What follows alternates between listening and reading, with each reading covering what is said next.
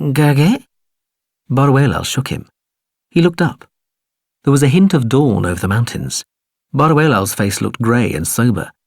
Gerge, a break. It's been 6 hours. Do you agree? A break, yes? He looked through the web at the pale, waxen face of the young girl. He gazed round in a sort of daze. Most of the people had gone. The paper lanterns had disappeared too. He felt vaguely sorry to have missed the little ritual of throwing the glowing lamps over the terrace edge and watching them drift down to the forest. Baruelal shook him once more. Gerge.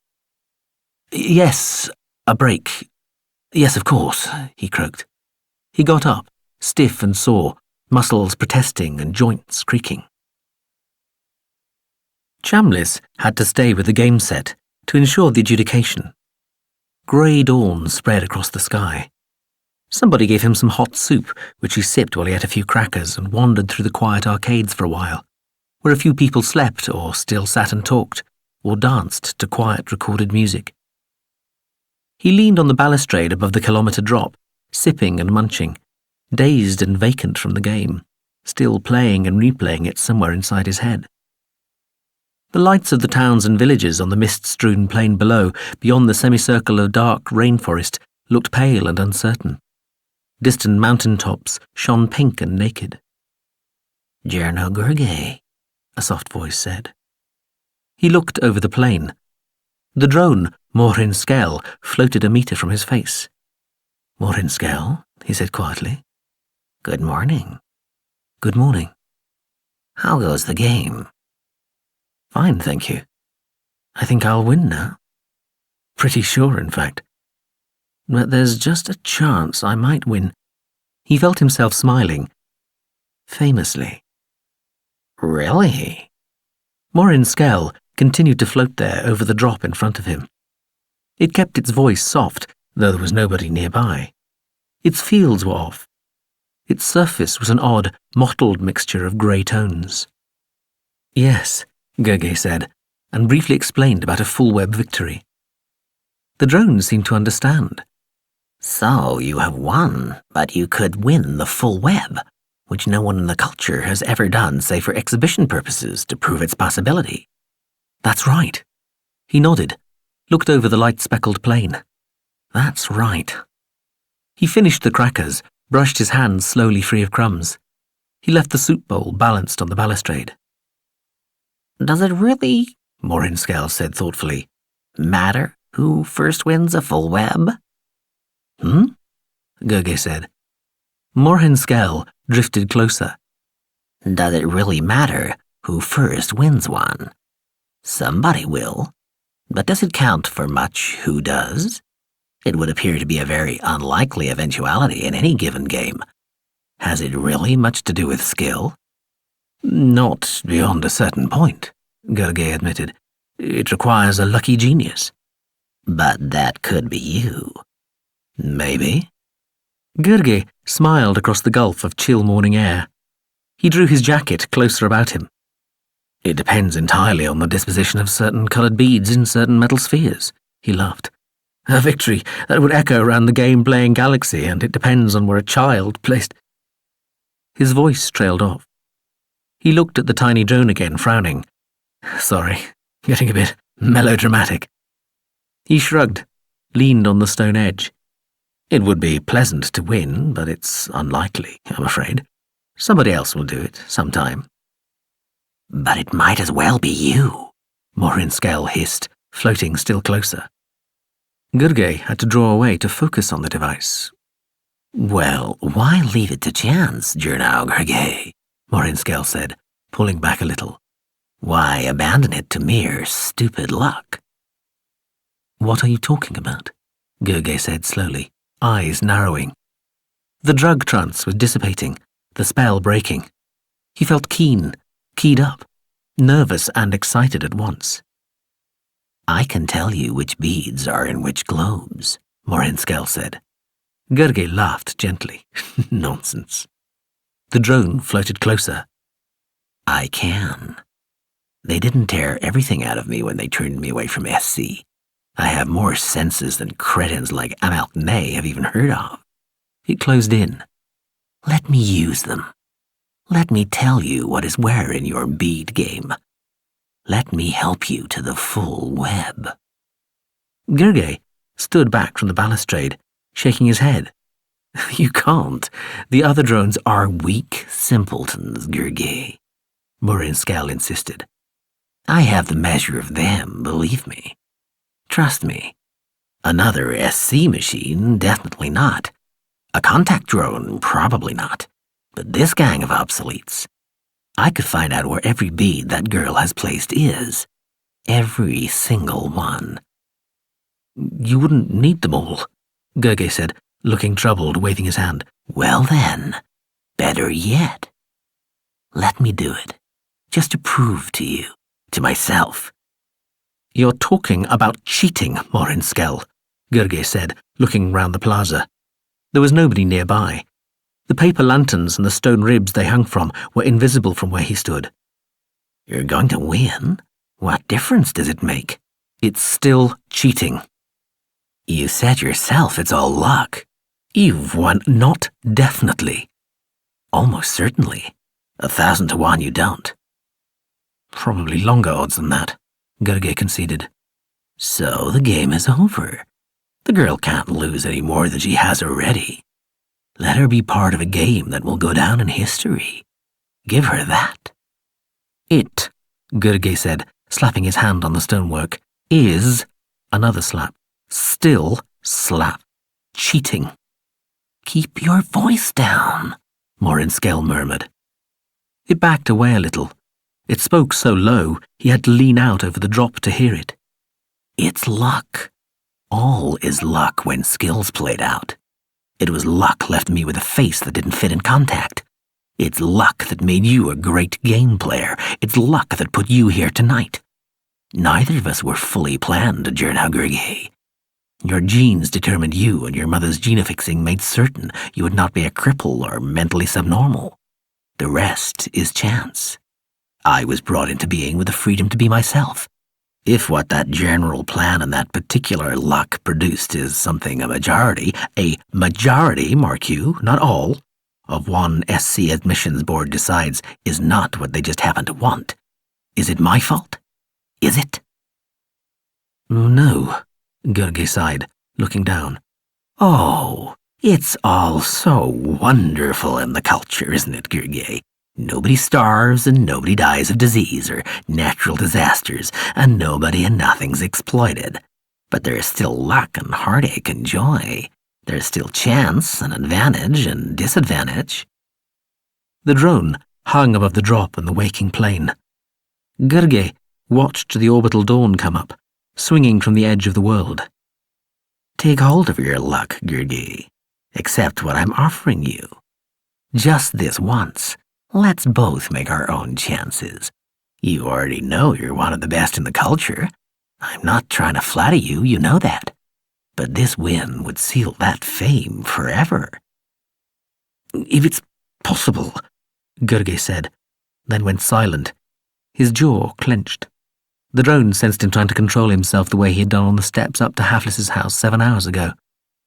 If it isn't, at least have the courage to know, Mawhrin-Skel said, voice pitched at an extremity of pleading. The man raised his eyes to the clear blue pinks of dawn. The ruffled, misty plain looked like a vast and tousled bed. You're crazy, drone. You could never do it. I know what I can do, Jernau Gergely, the drone said. It pulled away again, sat in the air regarding him. He thought of that morning, sitting on the train, the rush of that delicious fear. Like an omen now. Luck. Simple chance. He knew the drone was right. He knew it was wrong, but he knew it was right too. It all depended on him. He leaned against the balustrade. Something in his pocket dug into his chest. He felt in, pulled out the hidden peace wafer he'd taken as a memento after the disastrous possession game. He turned the wafer over in his hands a few times. He looked at the drone and suddenly felt very old and very childlike at the same time. If, he said slowly, anything goes wrong, if you're found out, I'm dead. I'll kill myself. Brain death, complete and utter, no remains. Nothing is gonna go wrong. For me, it is the simplest thing in the world to find out what's inside those shells. What if you're discovered, though? What if there is an SC drone around here somewhere, or the hub is watching? The drone said nothing for a moment. They'd have noticed by now. It is already done. Gurge opened his mouth to speak, but the drone quickly floated closer, calmly continuing, For my own sake, Gurge, for my own peace of mind. I wanted to know, too. I came back long ago. I've been watching for the past 5 hours, quite fascinated. I couldn't resist finding out if it was possible. To be honest, I still don't know. The game is beyond me, just overcomplicated for the way my poor target-tracking mind is configured. But I had to try to find out. I had to. So you see, the risk is run, Gurgi. The deed is done. I can tell you what you need to know, and I ask nothing in return. That's up to you. Maybe you can do something for me someday, but no obligation. Believe me. Please believe me. No obligation at all. I'm doing this because I want to see you, somebody, anybody, do it. Gurgi looked at the drone. His mouth was dry. He could hear somebody shouting in the distance. The terminal button on his jacket shoulder beeped. He drew breath to speak to it, but then heard his own voice say, Yes? Ready to resume, Jana? Chambliss said from the button, and he heard his own voice say, I'm on my way. He stared at the drone as the terminal beeped off. Mawhrin-Skel floated closer. As I said, Journo Gurge, I can fool these adding machines, no problem at all. Quickly now, do you want to know or not? The full web, yes or no? Gurge glanced round in the direction of Hafliss's apartments. He turned back, leaned out over the drop toward the drone. All right, he said, whispering. Just the 5 prime points and the 4 verticals nearest topside center, no more. Mawhrin-Skel told him. It was almost enough. The girl struggled brilliantly to the very end and deprived him on the final move. The full web fell apart, and he won by 31 points, 2 short of the culture's existing record. One of Estre Hafliss's house drones was dimly confused to discover while cleaning up under the great stone table much later that morning a crushed and shattered ceramic wafer with warped and twisted numbered dial set into its crazed and distorted surface. It wasn't part of the house possession set. The machine's non-sentient, mechanistic, entirely predictable brain thought about it for a while, then finally decided to junk the mysterious remnant along with the rest of the debris. When he woke up that afternoon, it was with the memory of defeat. It was some time before he recalled that he had in fact won the stricken match. Victory had never been so bitter. He breakfasted alone on the terrace, watching a fleet of sailboats cut down the narrow fjord, bright sails in a fresh breeze. His right hand hurt a little as he held his bowl and cup. He'd come close to drawing blood when he'd crushed the possession wafer at the end of the stricken match. He dressed in a long coat, trews and short kilt, and went on a long walk down to the shore of the fjord and then along it toward the seacoast and the windswept dunes where Hassiz lay, the house he'd been born in, where a few of his extended family still lived. He tramped along the coast path toward the house, through the blasted, twisted shapes of wind-misshapen trees. The grass made sighing noises around him, and seabirds cried. The breeze was cold and freshening under ragged clouds. Out to sea, beyond Hassi's village, where the weather was coming from, he could see tall veils of rain under a dark front of storm clouds. He drew his coat tighter about him and hurried toward the distant silhouette of the sprawling, ramshackle house, thinking he should have taken an underground car. The wind whipped up sand from the distant beach and threw it inland. He blinked, eyes watering. Gurge. The voice was quite loud, louder than the sound of sighing grass and wind-troubled tree branches. He shielded his eyes, looked to one side. Gurge, the voice said again. He peered into the shade of a stunted, slanting tree.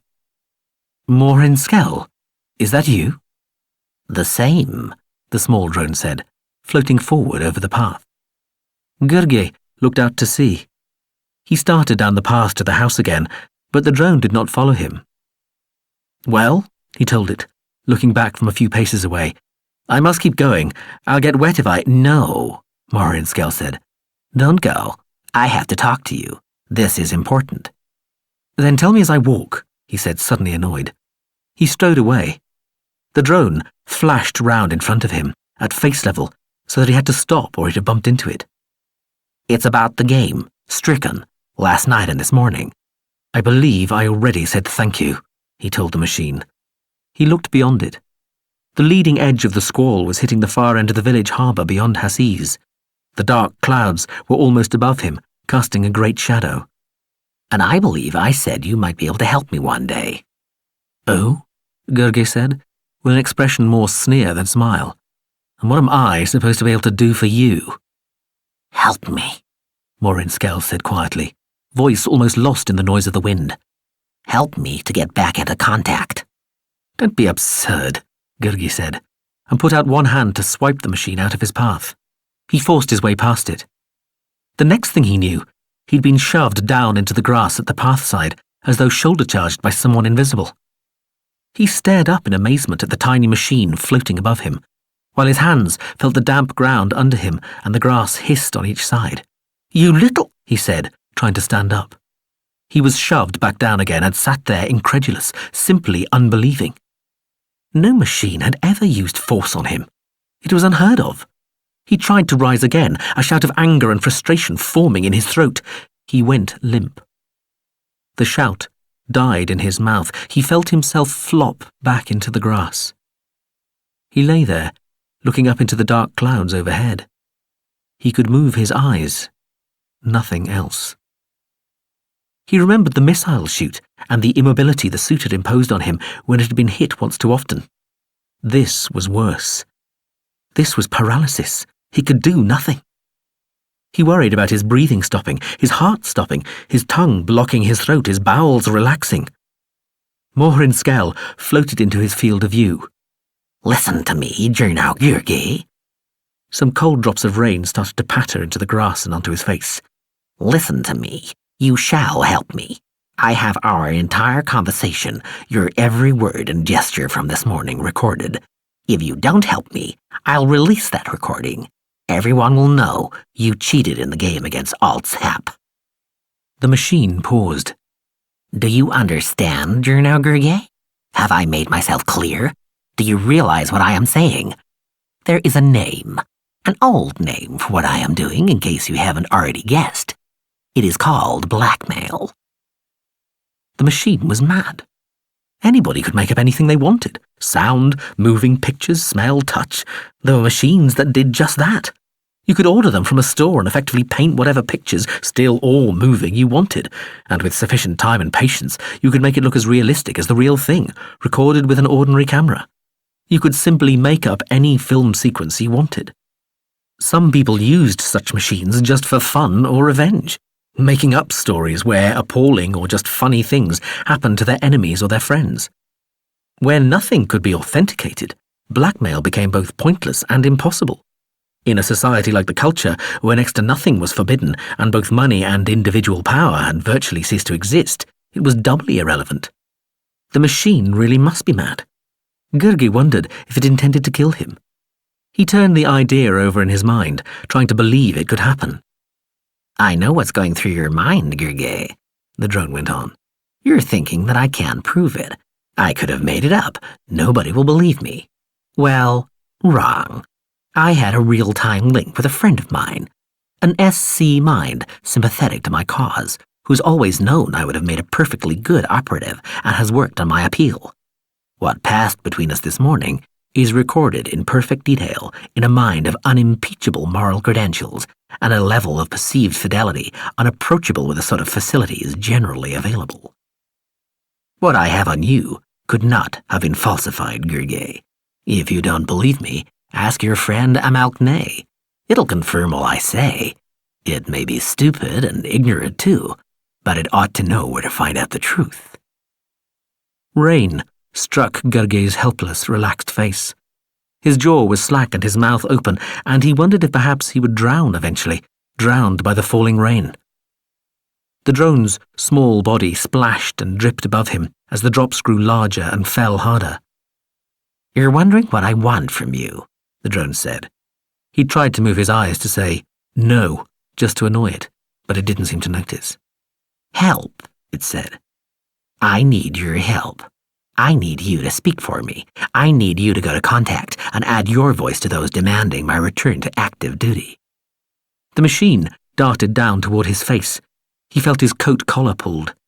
His head and upper torso were lifted with a jerk from the damp ground until he stared helplessly at the grey-blue casing of the small machine. Pocket size, he thought, wishing he could blink and glad of the rain because he could not. Pocket size. It would fit into one of the big pockets in this coat. He wanted to laugh.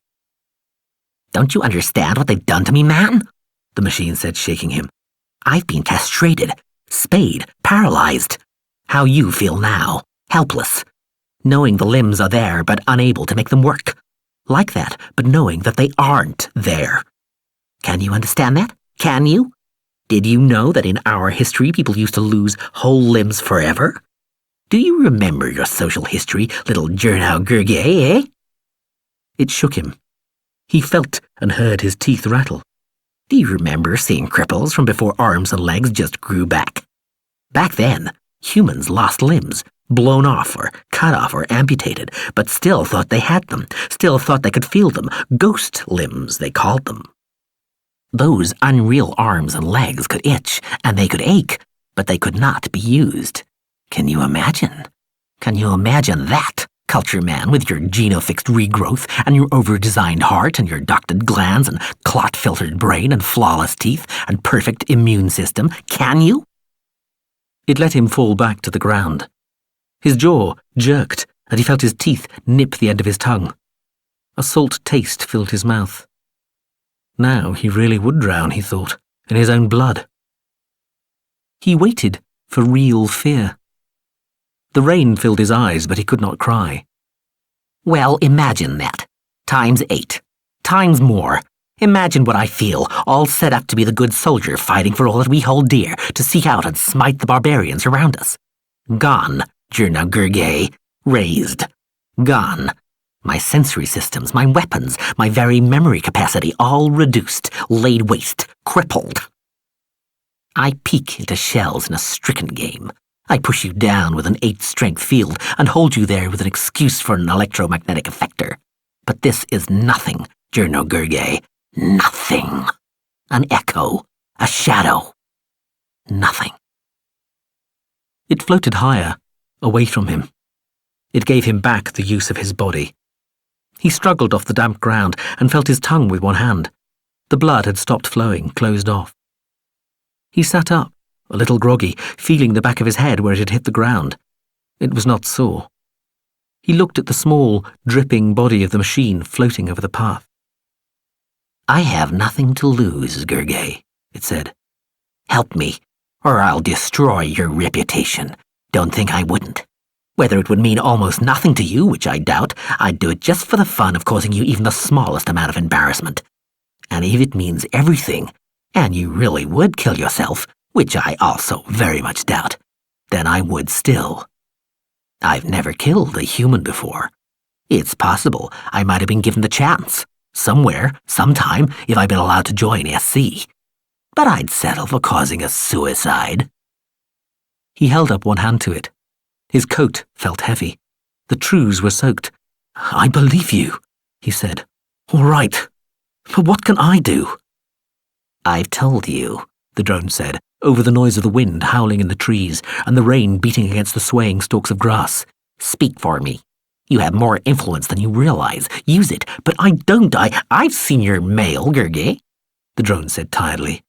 "Don't you know what a guest invitation from a GSV means? It's the closest contact ever comes to offering a post directly. Didn't anybody ever teach you anything besides games? Contact wants you. Officially, Contact never headhunts. You have to apply. Then, once you're in it, it's the other way around. To join SC, you have to wait to be invited. But they want you, all right. Gods, man, Can't you take a hint? Even if you're right, what am I supposed to do? Just go to Contact and say, take this drone back? Don't be stupid. I wouldn't even know how to start going about it. He didn't want to say anything about the visit from the Contact drone the other evening. He didn't have to. Haven't they already been in touch with you? Mawhrin-Skel asked. The night before last? Gergely got shakily to his feet. He brushed some sandy earth from his coat. The rain gusted on the wind. The village on the coast and the sprawling house of his childhood were almost invisible under the dark sheets of driving rain. Yes, I've been watching you, Journal Gergely, Mawhrin-Skel said. I know Contact are interested in you. I have no idea just what it is Contact might want from you, but I suggest that you find out. Even if you don't want to play, you'd better make a damn good plea on my behalf. I'll be watching, so I'll know whether you do or not. I'll prove it to you. Watch. A screen unfolded from the front of the drone's body like a strange flat flower, expanding to a square a quarter a metre or so to a side. It lit up in the rainy gloom to show Mawhrin-Skel itself suddenly glowing a blinding, flashing white above the stone table at Hafliss's house.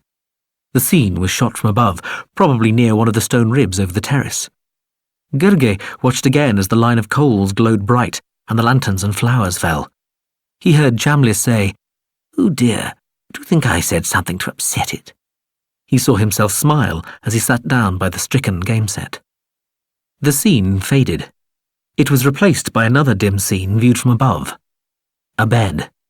His bed in the principal chamber at Icro. He recognized the small ringed hands of Wren Meiglin kneading his back from beneath. There was sound, too.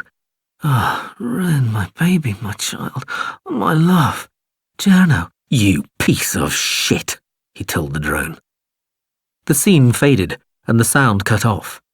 The screen collapsed, sucked back inside the body of the drone. "Just so. And don't you forget it, Journo Gergely," Mawhrin-Skel said. "Those bits were quite fakeable, but you and I know they were real, don't we? Like I said, I'm watching you." He sucked on the blood in his mouth, spat. "You can't do this. Nobody's allowed to behave like this. You won't get away with it? Well, maybe not. But the thing is, if I don't get away with it, I don't care. I'm no worse off. I'm still going to try." It paused, physically shook itself free of water, then produced a spherical field about itself, clearing the moisture from its casing, leaving it spotless and clean, and sheltering it from the rain. "Can't you understand what they've done to me, man? Better I had never been brought into being than forced to wander the culture forever, knowing what I've lost. They call it compassion to draw my talons and remove my eyes and cast me adrift in a paradise made for others. I call it torture. It's obscene, Gergely. It's barbaric. Diabolic. Recognize that old word? I see you do. Well, try to imagine how I might feel and what I might do. Think about it, Gergely. Think about what you can do for me and what I can do to you." The machine drew away from him again, retreating through the pouring rain. The cold drops splashed on top of its invisible globe of fields, and little rivulets of water ran round the transparent surface of that sphere to dribble underneath, falling in a steady stream into the grass. "I'll be in touch. Goodbye, Gergely," Mawhrin-Skel said. The drone flicked away, tearing over the grass and into the sky in a grey cone of slipstream. Gergely lost sight of it within seconds. He stood for a while, brushing sand and bits of grass from his sodden clothes, then turned to walk back in the direction he'd come from, through the falling rain and the beating wind. He looked back once to gaze again upon the house where he'd grown up, but the squall, billowing round the low summits of the rolling dunes, had all but obscured the rambling, chaotic structure.